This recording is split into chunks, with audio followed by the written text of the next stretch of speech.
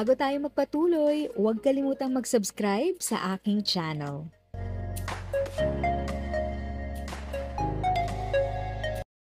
Thank you sa pag-click ng aking video. Good day po sa lahat ng mga nanonood. Sa mga bagong viewers at napadaan lang, by the way, I'm Tita Eda. Welcome to my channel.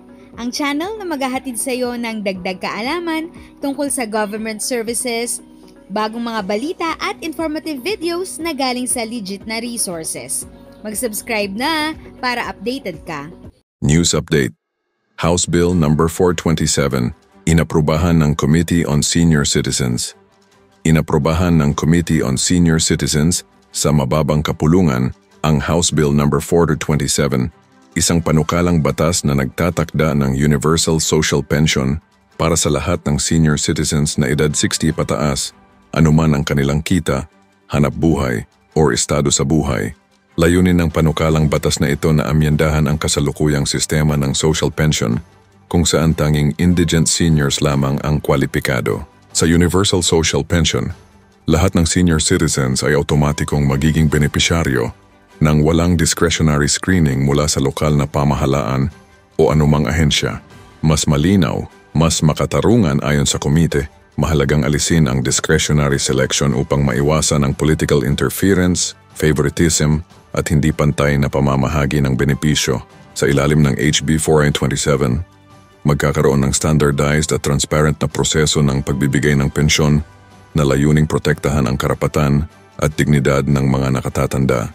Inaasahang makapagbibigay ang programang ito ng mas maayos na suporta para sa mga senior citizens, lalo na sa aspetong pangkalusugan, nutrisyon, gamot at pang-araw-araw na gastusin, habang binibigyan sila ng mas mataas na antas ng seguridad sa kanilang pagtanda.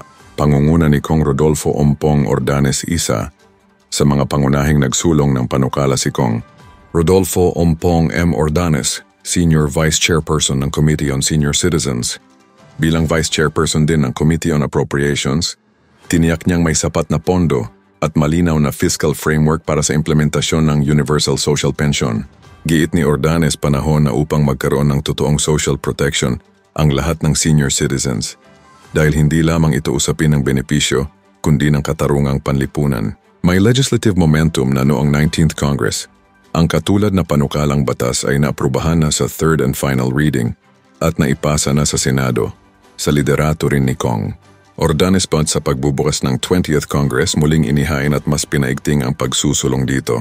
Tiwala si Kong Ordanes na sa patuloy na suporta ng komite, economic managers at mga senior citizens groups ay maaabot na ang pagpapatibay ng batas na magbibigay ng tuloy-tuloy, patas at pangmatagalang pensyon para sa lahat ng nakatatanda sa bansa.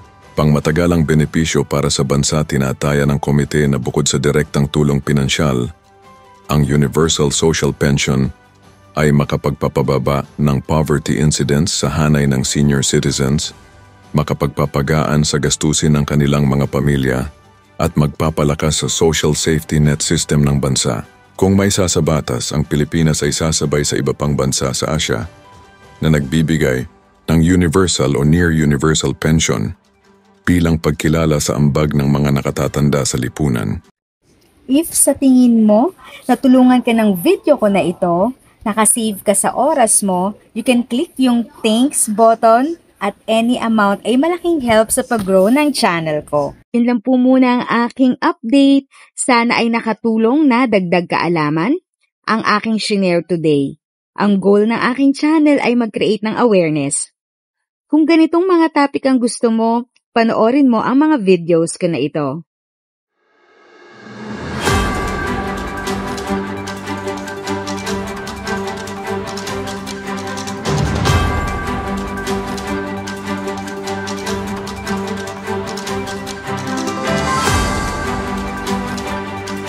Thanks for watching! Kung may kapamilya, kaibigan o kakilala sa tingin mo ay magiging interesado sa video, please share or tag sila sa comment section. At syempre, if nagustuhan mo ang video, i-like mo na ito at subscribe ka na din.